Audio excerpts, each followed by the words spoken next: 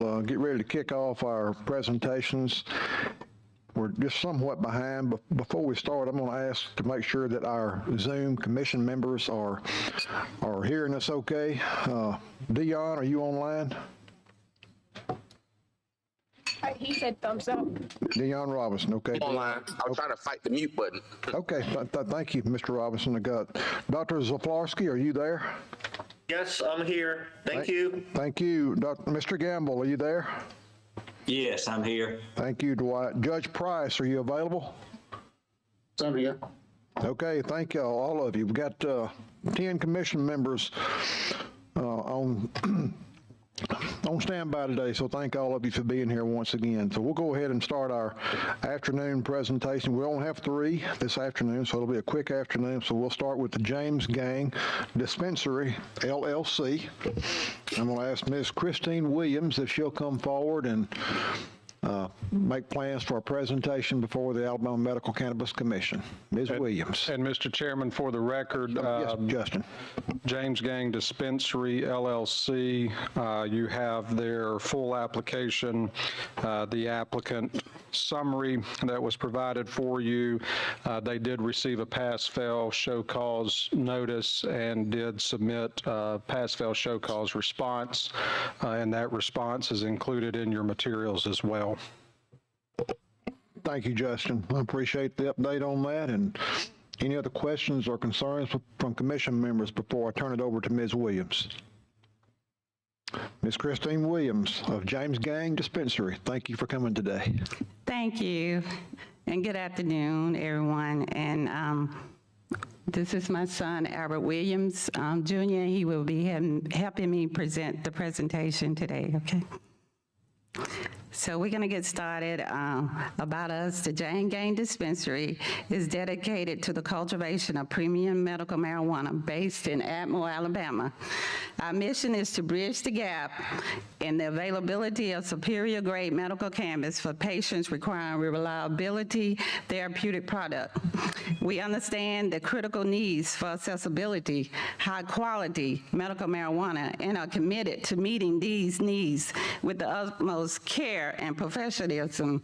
And with that, I'm a medical technologist, so we can't have room for error. So we got to make sure that everything is professional and everything is on point so the patient can be treated accurately. So our focus is on providing exceptional medical marijuana that meet quality standards, ensuring that every patient receive the best possible treatment to improve their quality of life. And we will make sure that every patient get a chance to whatever they need. So we make sure in growing the cannabis that they would get all the, like for the diseases and things that they need and everything, so. And why us? So the James Gangs, they will employ advanced technologies, best practice to produce top quality medical marijuana in Alabama, using the state-of-the-art greenhouse and expert staff to ensure superior product standards. And with that, if we secure the license, we will create 30 full-time positions within our first 2 years of operation in Atmore, Alabama. And we will reinforcing and committed to the community development. So we will help the community with employment and helping people with their jobs and stuff. So the diversity, the James Gang Dispensary LLC is led by me, an African-American woman who brings over 3 decades of experience in commercial horticulture, I'm nervous, excuse me. My expertise combined with my professionalism background as a licensed medical technologist position our company at the forefront of the medical marijuana industry. So having a BS in biology and chemistry, plus license and medical technologists, this will help with the growing of the marijuana, the cultivation of the marijuana. So our market research, Alabama growth, in May 2021, Alabama joined the ranks as the 37th state to legalize medical marijuana. And thank God, that's why we're here today in front of y'all to present our presentation. Forecasts by Forbes suggest that a vibrant future for the industry with expected annual sales ranging from $450 million to $545 million over the next 4 years indicate robust market potential in the state. So we just want to have a chance to create our company so we could grow and with the medical marijuana. The marketplace for medical cannabis is expansive and encompasses diverse sectors such as academic research and pharmaceuticals. The Jane Gang Dispensary is strategically positioned to supply our expertise cultivation medical marijuana to universities and pharmaceutical firms and authorized vendors across Alabama.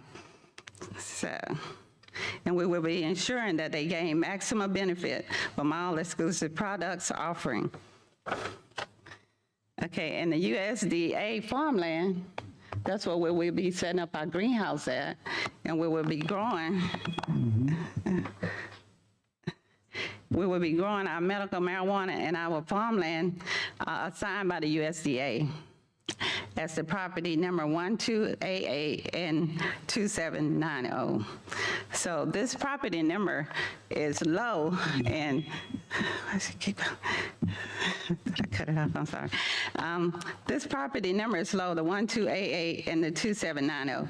That means we have been farming with USDA. They made, it's killing me. The USDA made the numbers to assign our farmland, right?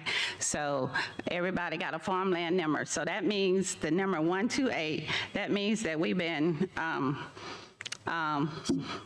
she won't call it.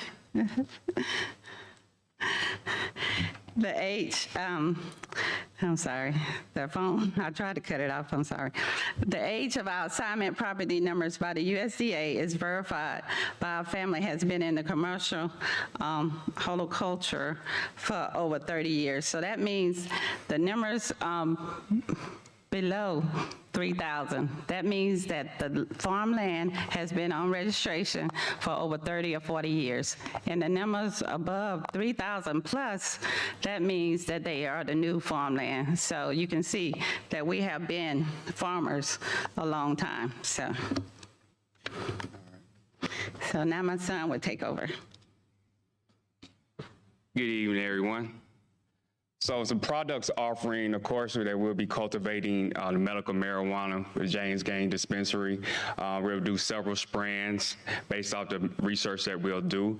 Our marketing strategy will be based off the approved vendor list, and we'll try to market to universities, pharmaceutical companies, and all approved vendors based off the Alabama approved list. And we're gonna market based off using different platforms, whether it's social media, whether it's digital print, paper copies, or guerrilla marketing. Our pricing strategy will be determined by the market. The market will determine the pricing strategy, and we'll be competitive based off the rates that's going in Alabama. We'll determine this based off research. Product lifespan, with the technology and the greenhouse that we'll be using, we're going to try to ensure that we guarantee the longest lifespan available for the product. Of course, product benefits are why we're here for medical marijuana. We're trying to help, as my mom says, she has a BS in biology, and we're trying to help people with chronic illness, whether it's chronic pain, reduction of anxiety, sleep quality, and other various medical conditions, and try to limit the addiction of opiates and all other medications. A little organizational structure management. The business is James Gang Dispensary is a LLC. It's owned by my mother, Christine Williams, is a proud African-American farmer who grew up on a farmland in Atmore, Alabama, Escambia County all her life. She'll be overseeing the day-to-day operations. And of course, once we get our license, we're going to hire other qualified people, including director of processing, director of cultivation, director of security. And this will all be determined based off our license, and how to make sure that we get the qualified people necessary for this position. Myself, I am the owner of Providence Staffing, which is a full-service staffing agency in the state of Alabama that specializes in executive recruitment. So executive recruitment is what I've been doing for the past 5 years, so I can get the best out of the best in the country. Growth process, our goal in the vision will be to grow this product on our land of the 2.2 acres in Atmore, which is we're going to order a greenhouse, and we are in the process of ordering the greenhouse. Like I said, everything is pending on our license. Inventory management. Every product based off the guidelines, everything has to be inventory based off quality control from growth to sale. So we'll make sure that everything that we grow, we'll have a QR code on it and make sure that we enter into the system, the sale of the Seed Alabama systems, and make sure that we track every product, even the products that we have to destroy. Everything will be tracked based off the guidelines. Startup overview. Projected for the cost of the land for us by January 2024, the initial startup cost will be $150,000. That includes our license, our permit, our software, the greenhouse that we will purchase, and the seeds and other essentials that will help us get operational within the next 30 days. And this is our revenue projections. Our funding. Right now, we're currently at $45,000 in cash. We have already talked to investors who are insured to give us $80,000. We are in talks with our banks. We're in a relationship that's in the application with our banks are getting a $50,000 loan. And with us being a minority, and based off the research that I have been doing, there's a lot of minority grants out there for women-owned businesses and also minority-owned businesses. So we're going to go after those applications and try to ensure $10,000 in grants. So that's where our funding will come from for the initial startup. Our security plan, we are in talks with a company in Atmore, Alabama by Audio Plus, who will do our security with 24 hours, 7 days a week. They will install the security system, which includes the doors. Of course, we have 2 doors, panic doors. All employees must have identification, around-the-clock service. We will have, if there are any criminal or any loss of cannabis, we will report that to the commission or the necessary law enforcement agencies. But our facility will be monitored 24/7, and while we're in operations during the day, we will have a security guard on the premises. Yes, you mind. So thank you. So the James Gang is excited about this, and we will be partnering with Black Belt Partners of Alabama, which they have expensive and experienced expertise to further the enhancement and offering of the service. They are a hemp company, and we just gonna partnership with them to find out different for potential partners and other partners that we can find. So we just getting started, so we just trying to get established.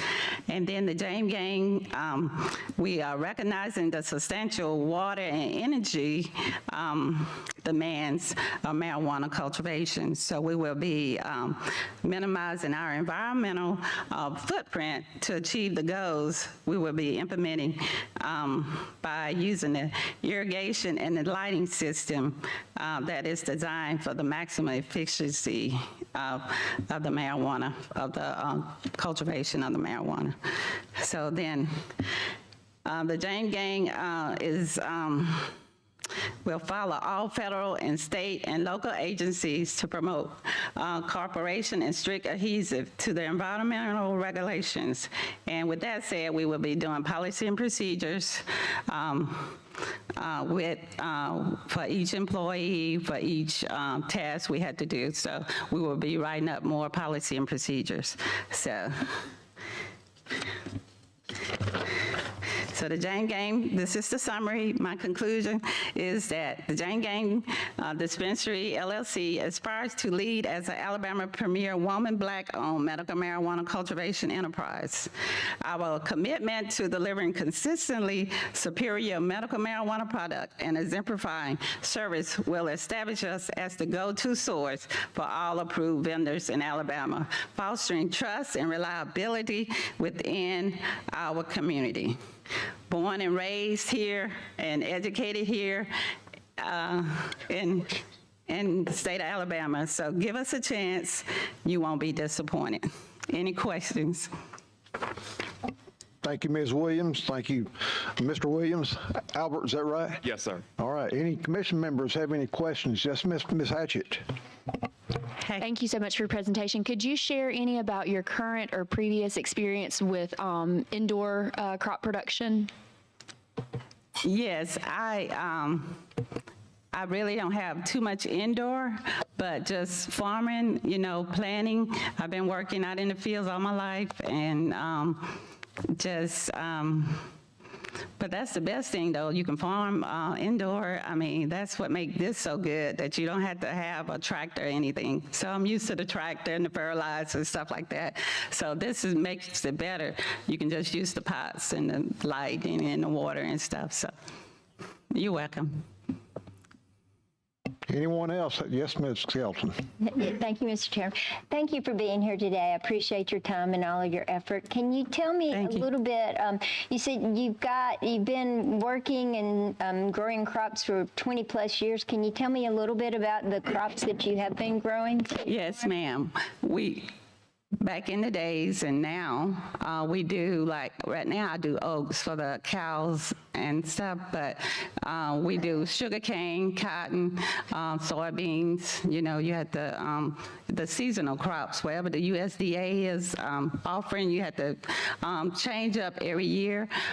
So whatever crop that they offer that year, that's what you use. So. And that's what you've been doing as well? Yes, ma'am. And the USDA is out of Brewton, Alabama. Okay. Escambia County. You reference 180 days to be able to commence cultivation once a license is approved. The greenhouse that y'all been describing, is that what will be constructed on your property? Yes, ma'am. Yes, ma'am. Yes, ma'am. Okay. And yes, so do you have everything in place to yes, ma'am. Get phone call away and shovel ready? But you don't have to do too much about billing. We just going to order the greenhouse. So. Okay. All right. Yes. Thank you so much. You're welcome. Anyone else? Any other commission member have a question, or any of our Zoom members have a question for Ms. Williams before we let her depart?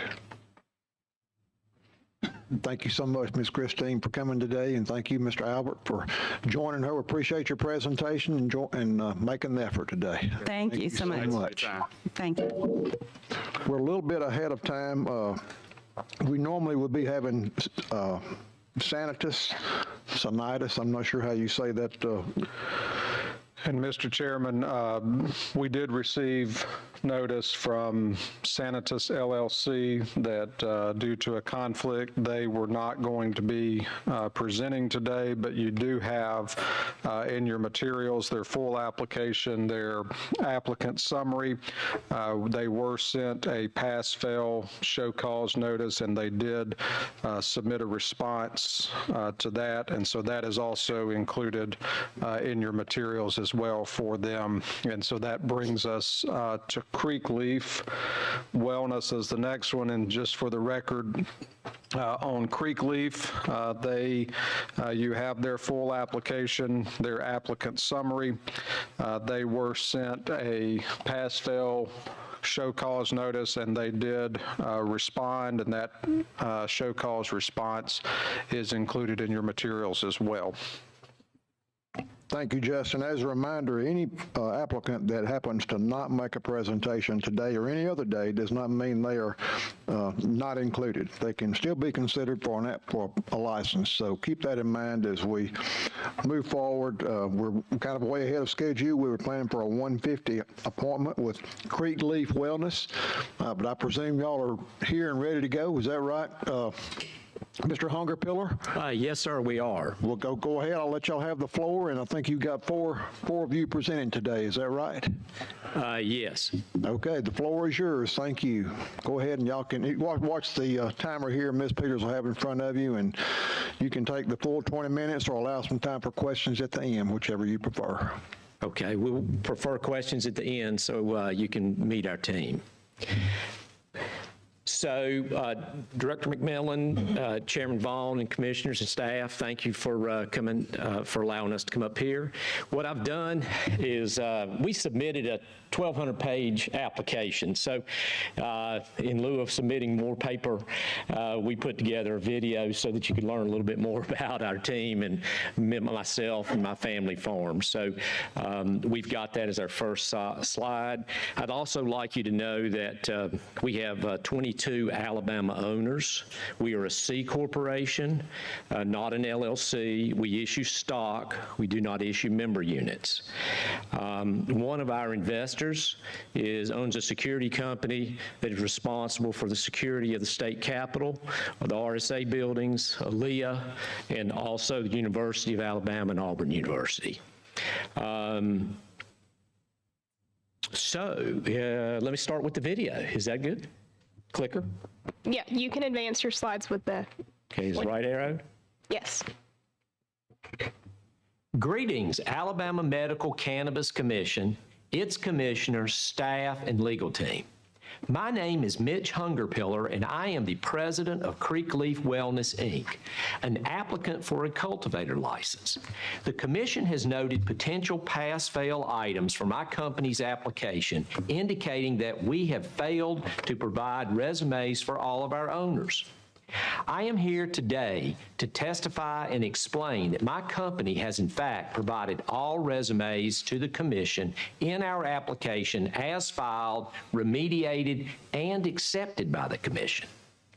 There are also some very wide-ranging scores received on our application that varied so much that we want to use some of our time to help you become more familiar with our experience, facilities, and other matters identified in our application. Today, we have prepared a short video about my farm, facilities, and professionals motivated to see medical cannabis help Alabama citizens as soon as possible. We have identified some individuals on our team to speak briefly about our application and answer any questions that you may have for us.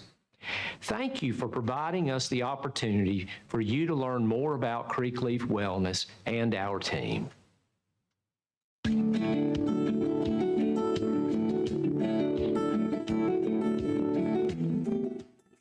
My family has been farming this earth here in Dallas County for over 200 years. We're hardworking people that believe in doing what's right to help others. Generation after generation, our family heritage farm has grown trees to build our state. We've raised cattle and crops to feed Alabama people and livestock. Today, we take that passion, work ethic, and love for the land and look towards the future. With your approval, Creek Leaf Wellness will take the next step in providing the finest medical grade cannabis to the doctors, patients, and researchers of Alabama. Now, while the Black Belt has some of the best soil in the world for growing crops, we've got a better plan. The Creek Leaf Wellness business plan leverages our extensive experience in hydroponics and controlled environment agriculture. Governor Ivey even recognized us for the high-quality leafy greens that we've grown for Alabama schools and their indoor climate-controlled farm. This space is prepped and ready for secure production of cannabis. Unlike some of the competing applicants, Creekleaf is experienced with controlled crops. Since 2020, Creekleaf has been a licensed cultivator, handler, and processor of hemp. And we've been in good standing with the ADAI that entire time. A track record that demonstrates our company is safe, reliable, built with industry experts, and the infrastructure is in place. But in a crowded field, why choose Creekleaf Wellness? There are very few people that I would want to do business with or act as an advisor to. It's so easy to run into the wrong people in the business arena. People who really turn out to be not much more than hucksters. Mitch is the total opposite of that. All these years of knowing Mitch, the one thing that's really stood out is that you can trust Mitch, and he will always stick with you. He brings financial skills and acumen, demonstrated a technical ability, just incredible optimism and positive energy to everything that he does. This is a guy who really does care for his neighbors. My family may have started on this South Alabama farm, but Creekleaf is focused on the future. Our science-based controlled climate approach has already gotten the attention of Alabama's doctors and researchers who need consistent, high-quality cannabis. In Birmingham, we already have UAB, clearly a world-class university. We have Southern Research, a world-class drug discovery institution. And having a company that provides medical marijuana here based in Birmingham, very short ways of communication, would be of tremendous benefit, would create synergies, and I would be really excited if this were to happen. I'm a pharmacist and scientist, and I've been researching on plants and herbs for decades. I happen to know Mitch because of his extensive work on cannabinoids. And I think with his expertise and amount of work he has done in this area, I think the results would be a tremendous benefit to the state of Alabama and the wellness of people here. He has a group of investors behind him that appear to be serious about the business and are there to support him to get Creekleaf up and running and to be a successful venture. I think Mitch is going to be successful because I've seen him be successful in lots of different arenas. I've seen him be successful in the courtroom in a fight that went all the way to the U.S. Supreme Court. I've seen him be successful as an entrepreneur, as a startup entrepreneur, in connection with technology that he has developed, data centers, software, complex machinery. And I've seen him be successful with people, working with people, bringing people together. And I think all these talents will be coming together with Creekleaf. From everyone at Creekleaf Wellness, we'd like to thank you for your thoughtful consideration of our application.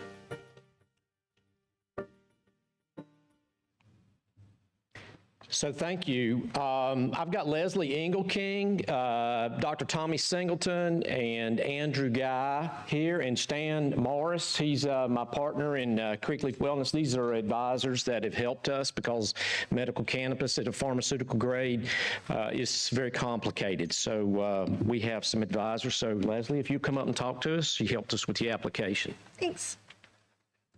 Good afternoon. Thanks for having us. As Mitch said, I'm Leslie Engelking.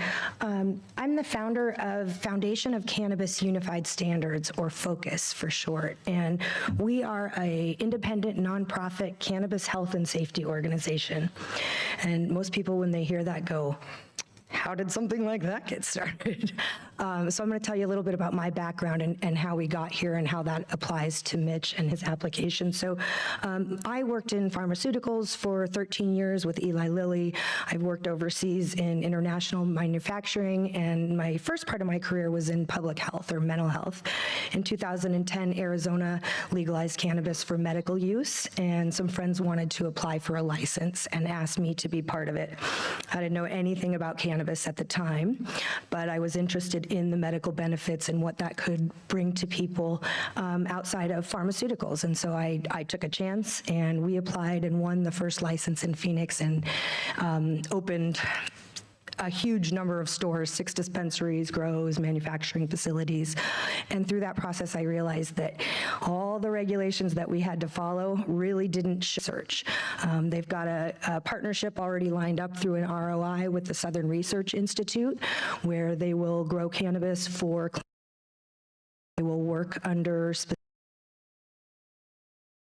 do that. And Focus will help oversee that and really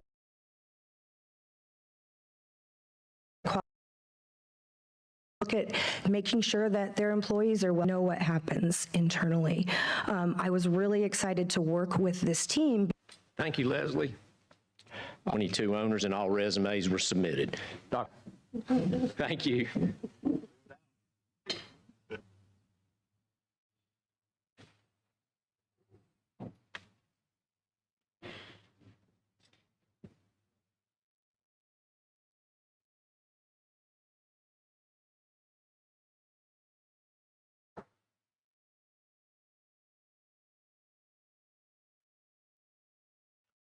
She's rebooting the computer, I suppose. You know, PowerPoint. Temporarily. Recording in progress. Brittany just responded back and said that they are aware and now they're working on it.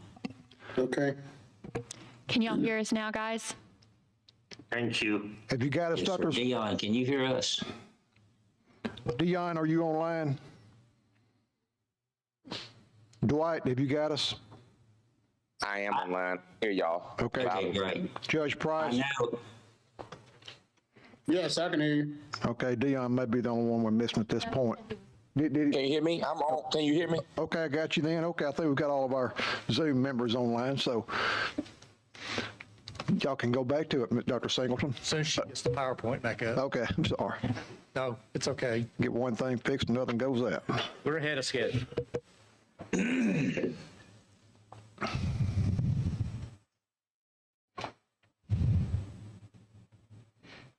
we go. We thought we had it fixed. Our Zoom guys, y'all just stay tuned. We're almost back up and running. Okay, Brittany? Thank you. Okay, you guys can go ahead. Go, Dr. Singleton. Thank you. It's a privilege to be before the commission today, and I would like to talk to you a little bit about the problem. Before I do that, just a little background. I'm an academic, a PhD in accounting. I've been teaching at the universities for over 30 years, including UAB, and I also was in a public accounting firm. The firm that I was with is the 19th largest firm in the country.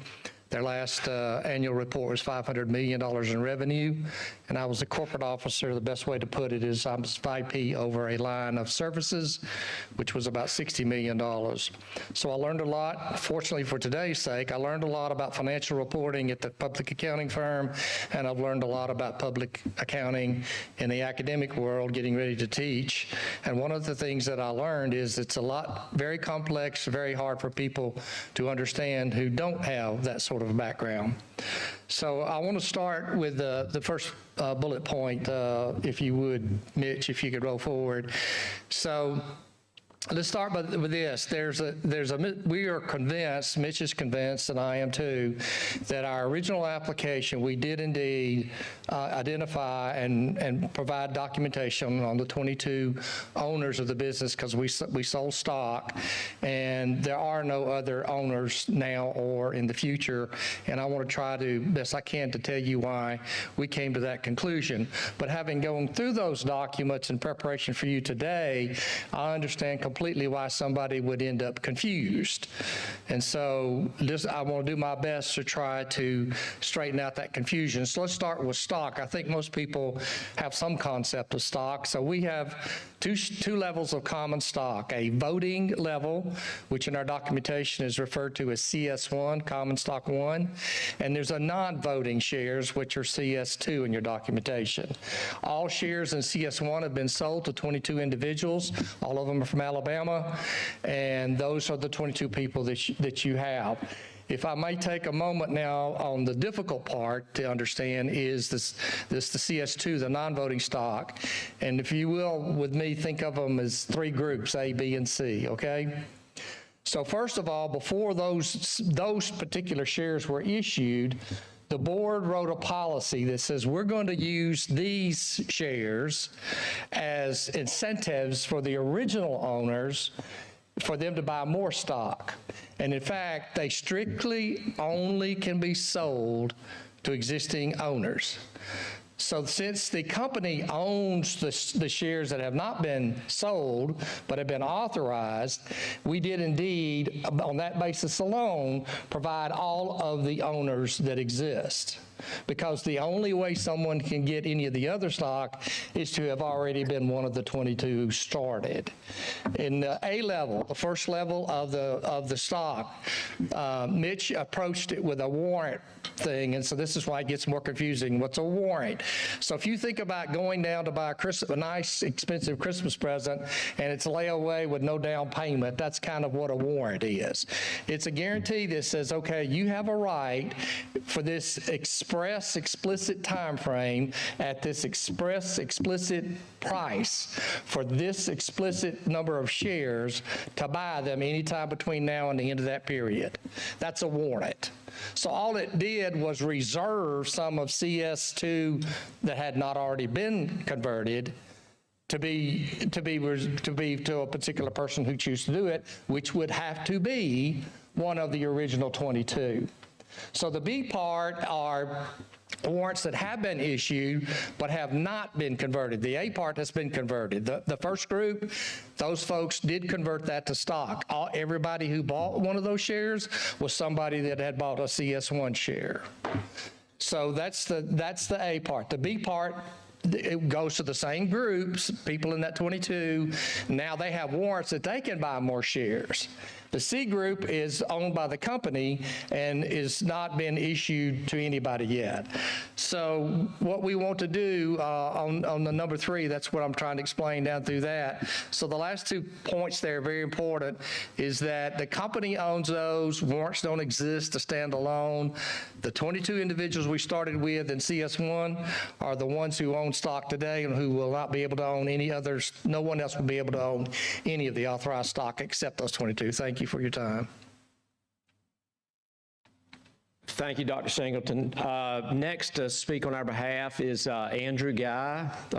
Andrew is a master cultivator, probably the world's most experienced, and I'd like for Andrew to say a few words about our facility. Yeah. Hello, my name is Andrew Guy. I've been a cannabis cultivator now for 27 years. I started off here we go. Sorry, I'm tall. Started cultivating in cannabis in Washington State, where I helped to found Fat Panda Cannabis, who's the #1 producer processor there by 3X currently.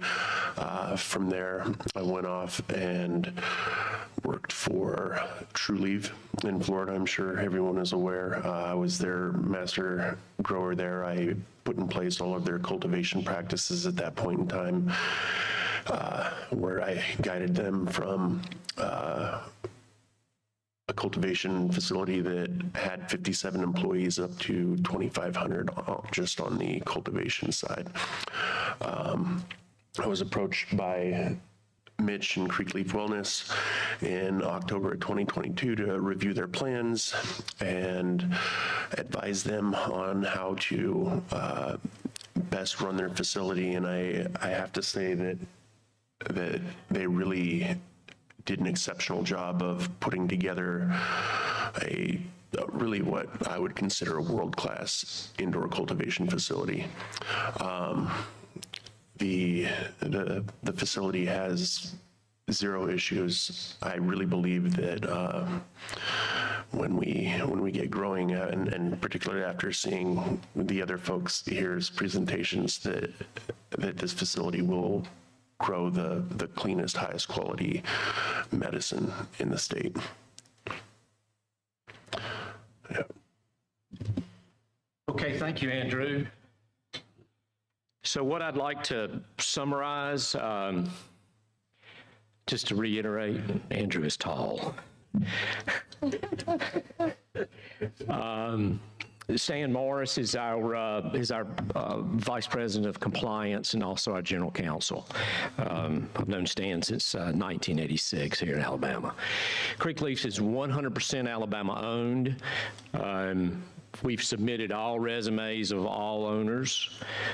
We've put together a world-class team of architects, engineers, business people, doctors, lawyers, scientists, people that have experience in horticulture as advisors, or hopefully as we get a license, we'll be able to grow. Our facility is all block, and the city of Birmingham has approved us, contingent on receiving a cultivation license. And I can assure you that we will comply with all regulations to the best of our ability and to help the citizens of Alabama get the medicine that they need as quickly as possible at the highest quality possible. I've been licensed for 4 years in the hemp program, and we've done a lot of research, and we've been able to help a lot of people. Thank you. We'll be happy to take any questions. Thank you, Mr. Hungerpiller. Does any of our commission members have any questions for Mr. Hungerpiller? Got one, Ms. Lori? Go ahead, Ms. Skelton. Thank you, Mr. Chairman. Thank you for being here. The facility that is, you currently have the CEA, is that right? CEA facility certified. Is that the one that you've referenced in your application? Yes, ma'am. I've owned it since 2005. So you've been cultivating hemp at that location since that time? We have, it's been licensed for hemp and also leafy greens. We've grown hydroponically lettuces and spices such as basil and sold to restaurants, and also to, we got a distribution to a number of schools. Okay, so you have a lease on that facility already then? Well, I have an LLC that I'm the owner of. Oh, okay. And so I lease it to Creek Leaf Wellness. I'm a businessman and have several companies. Okay. And the ability to commence the cultivation within 1 day? Yes, ma'am. We have water. We've been growing hydroponic leafy greens, and we can meet the statutory requirements of on day one. Now we do have a construction plan to do some renovations. We have 2 phases, so we can literally from when there's a 30-day window between when you give notice and then when you issue licenses. So in those 30 days, we can bring in our racks. We already have water. That was my next question, because I noticed on the presentation that you have drawings that are approved and you're just waiting to undergo construction once you receive if you receive your license. And I was wondering the time frame between that and the ability to go ahead and commence cultivation in 1 day. Sure. Well, we have a facility that's secure with Prox card readers, cameras, and that kind of thing, and we've been growing in. That's what I wanted to clarify, because yes, ma'am. That's exceptional that you can start that quickly. That's Yes, ma'am. We many and some people call have eaten our. Thank you for your question. I've got one question, Mr. Hungerpiller. Why the reason for 22 share? We have a requirement of 1.2 million to fund the fund to a cannabis. Certainly nothing wrong with it. I was just curious. There's no magic. It could have been 1 or it could have been 100. It just happened to be a question or comment. Any of our Zoom guys, I'm sure if we're even online. Thank you for your presentation. Thank all of you for coming today and taking the time and effort to meet with us today. So thank you so much. You're welcome. I've taken literally not to communicate with the staff or the commission through these. We appreciate that. Thank you, sir. I'm not sure if Certus Laboratories, are you guys here? Are all of you are here or ready to go, or you'll wait? Okay, there's no rush because while we're doing that, we weren't scheduled to have you till 2:40, so we'll wait to whatever time it takes to get all your folks here. Then no rush at all.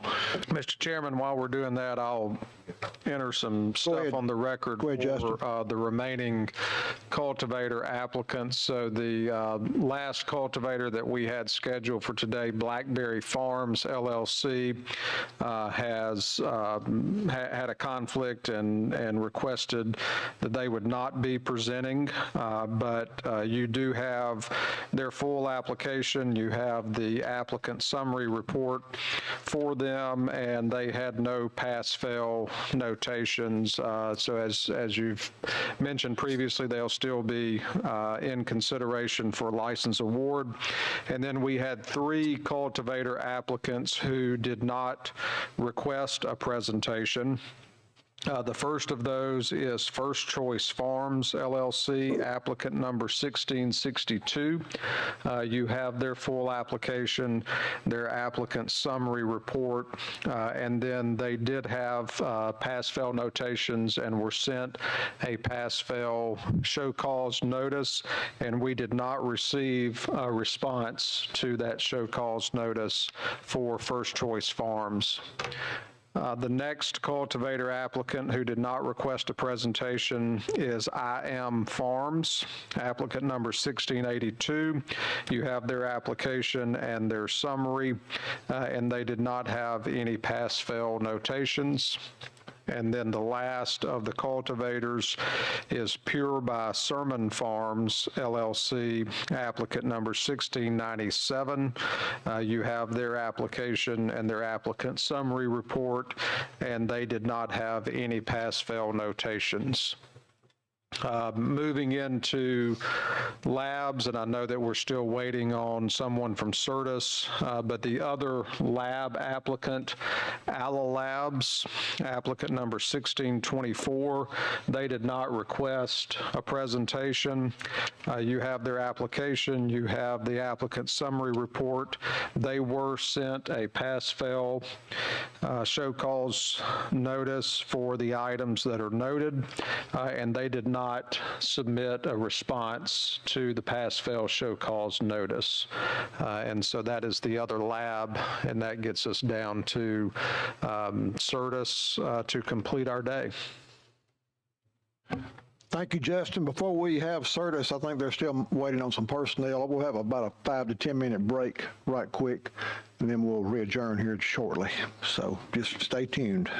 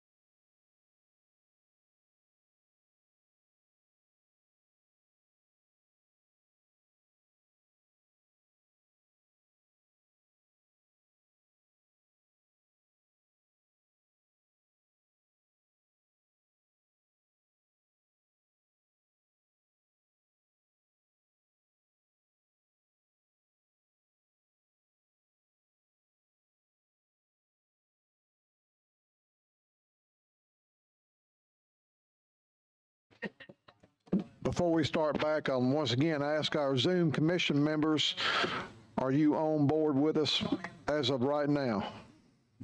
I'll start off with Dwight. Dwight Gamble, are you there? Judge Price, can you hear us? Dr. Zaflarski?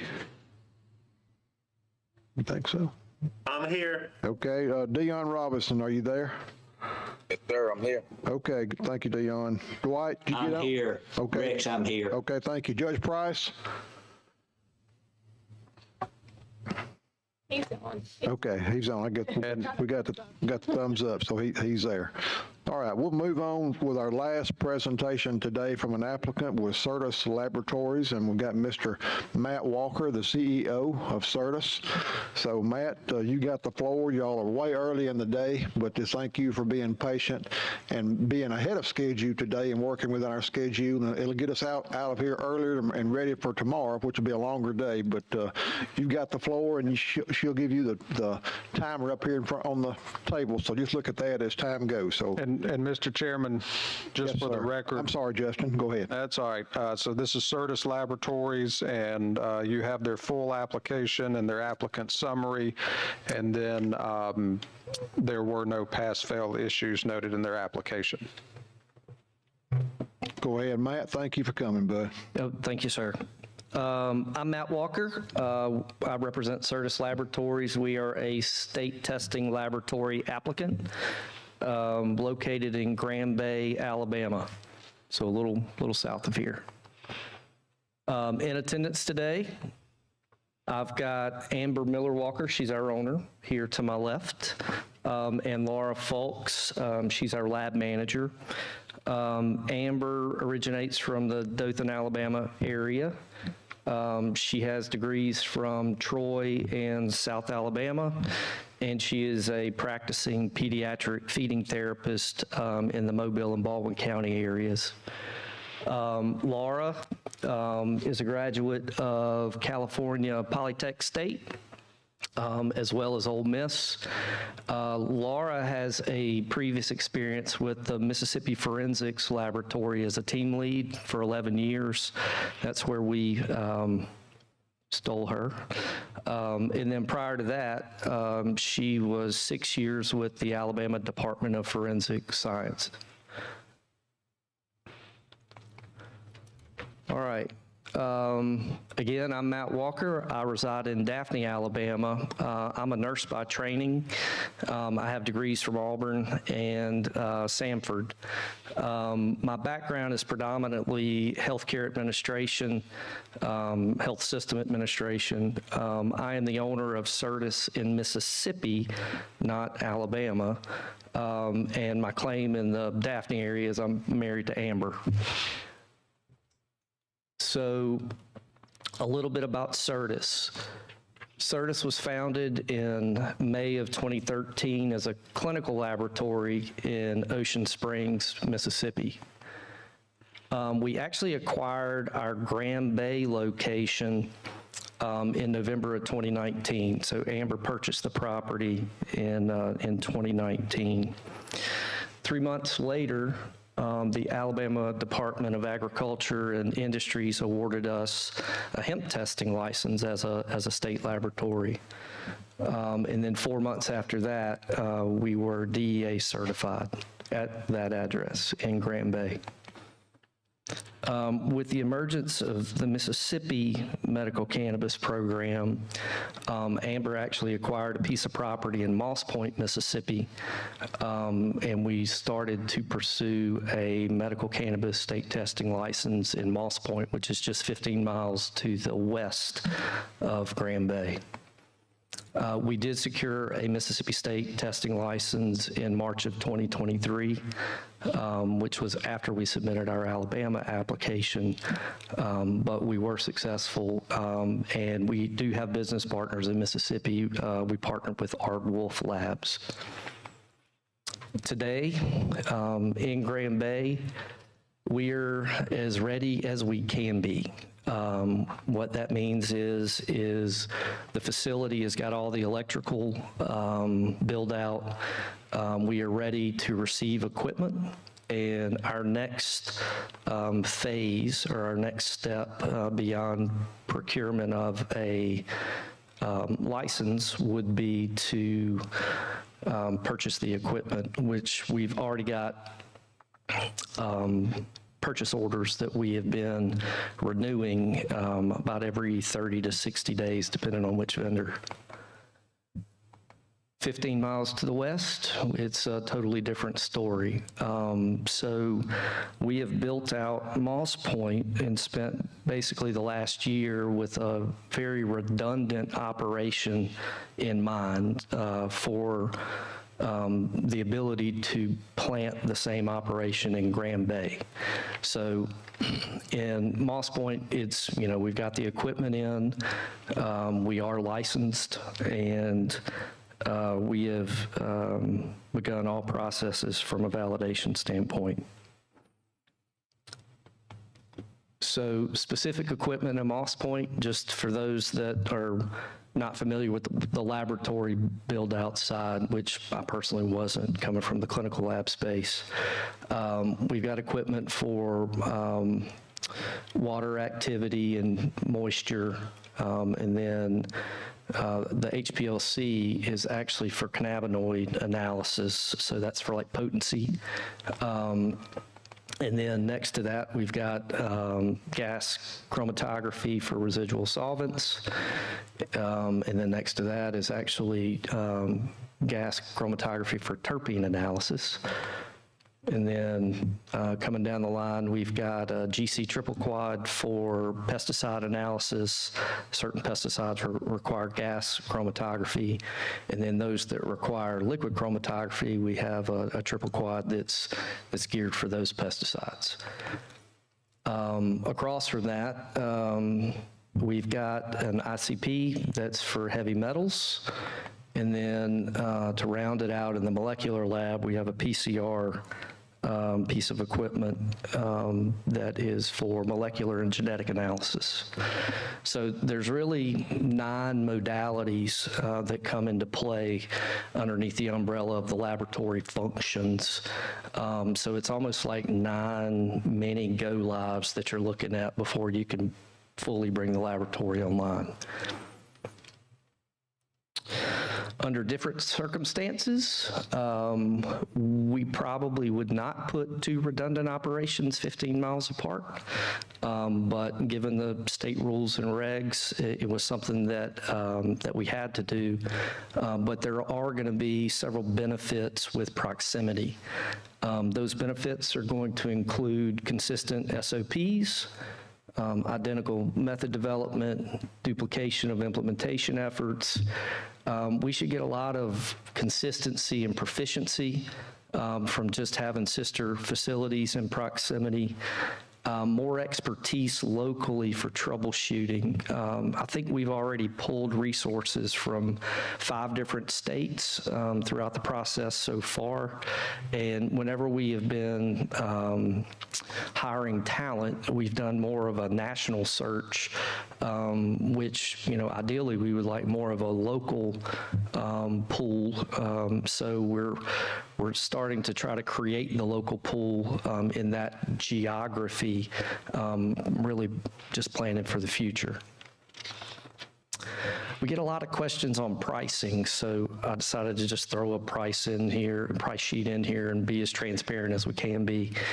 In the state of Mississippi, the lab ranges for a certificate of analysis, COA, is ranging between $435 and $470. It being medical cannabis, of course, we had to come in at $420. Why wouldn't you? And so we're going to also add, I think, a $15 transport fee for orders under 500.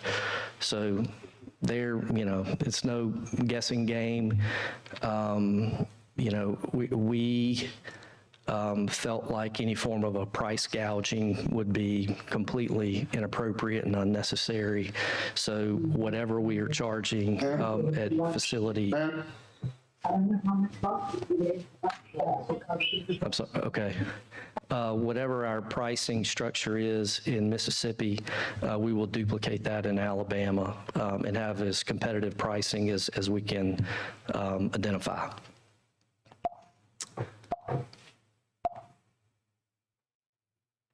Oh, there we go. Lastly, I included my contact information as well as Laura's.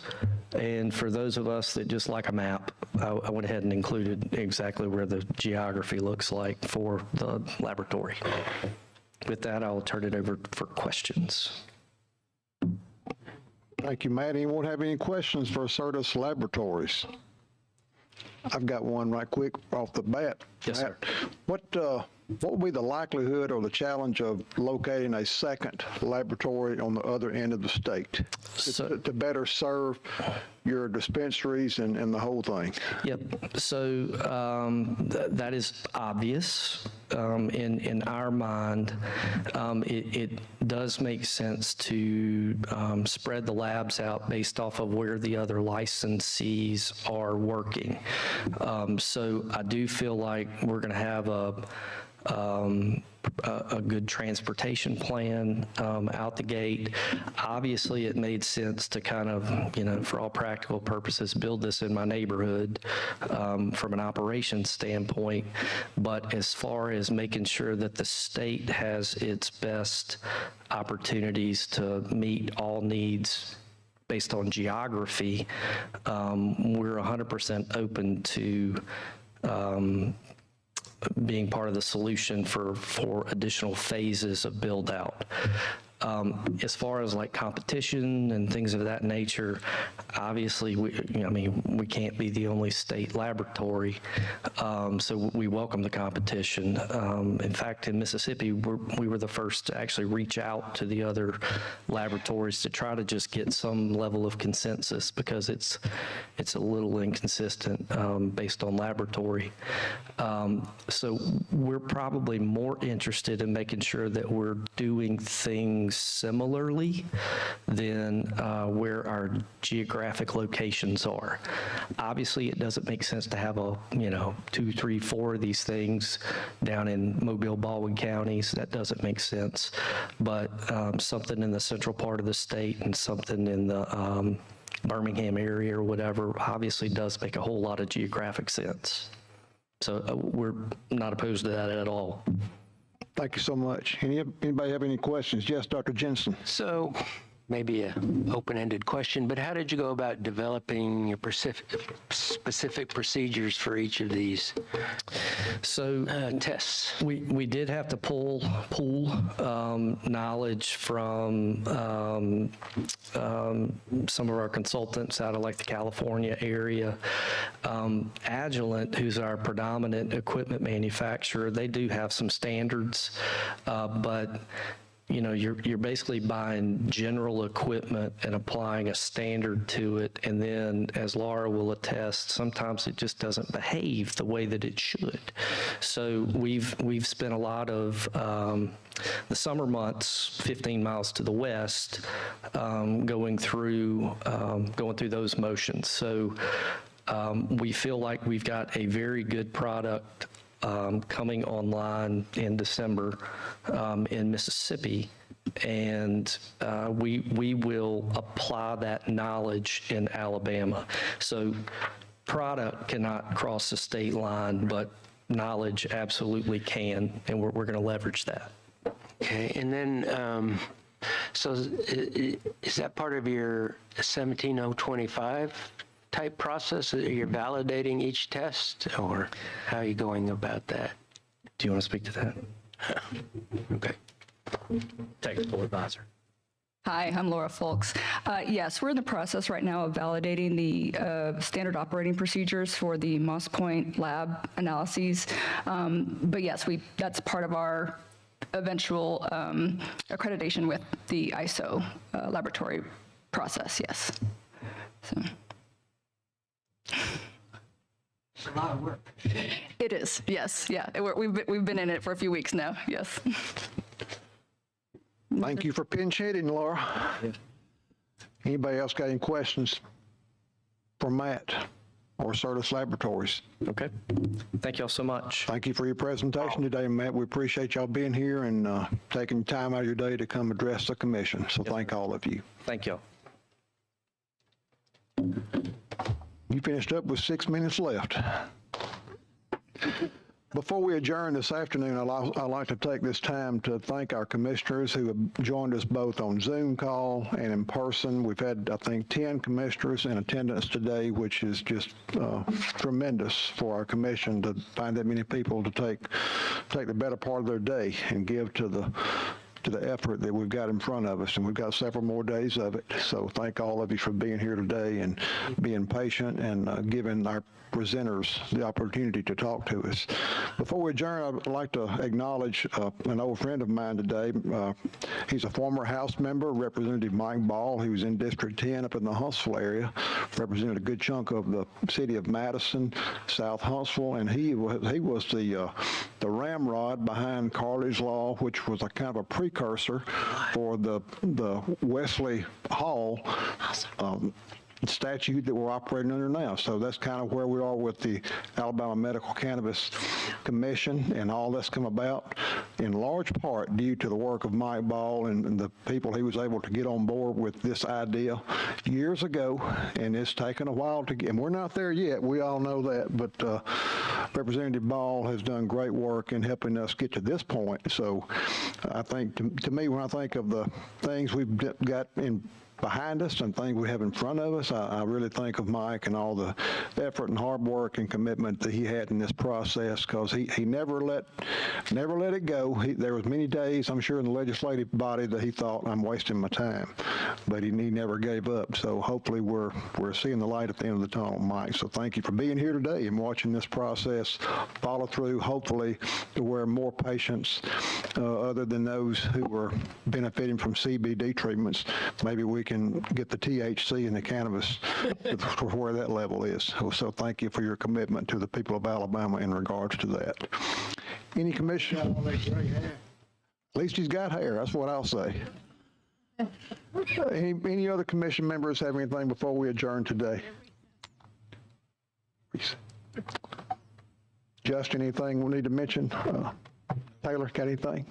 Just had a question just for my understanding. So we've had several presentators today, or presenters, that had issues with pass-fail items that they submitted additional information to. How will we as a commission, when will we discuss whether those items sufficed and it was in fact a pass, or if it was in fact a fail on those?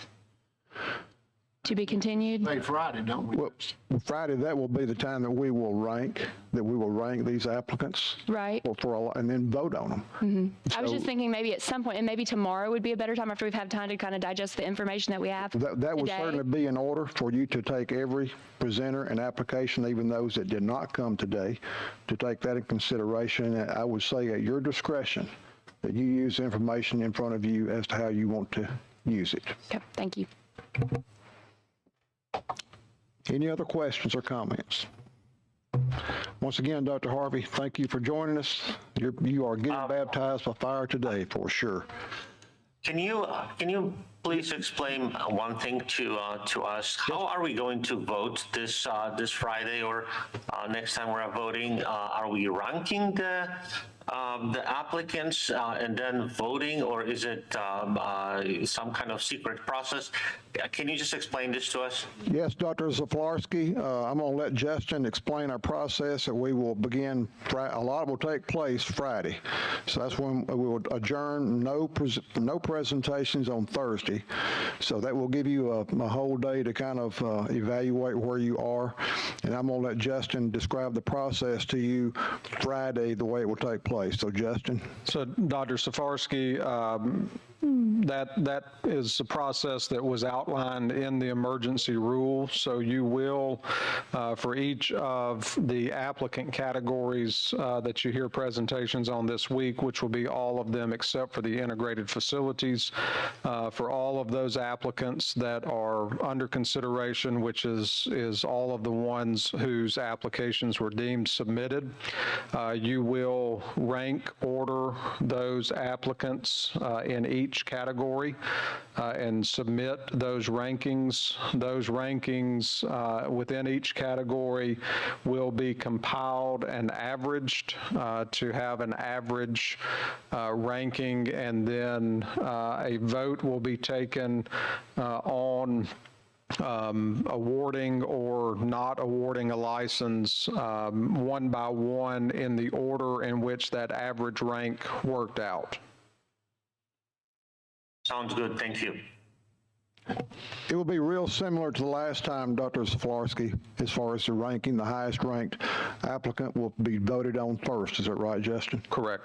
And then we'll go on down the list until we either not enough votes to confirm a majority, or we max out on the number of licensees ability to issue. So, for instance, cultivators, we can issue 12, or however many get a majority of the commissioners' votes.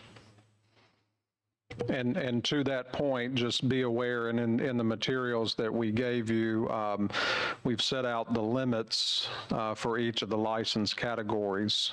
So 12 cultivators, 4 processors, 4 dispensaries, 5 integrated facilities, and then the labs and the transporters have no limit. So those are the limits that we would have to adhere to based on the statute. And once again, each applicant will have to have a majority of the number of commissioners to vote to confirm that license. Any other questions or concerns?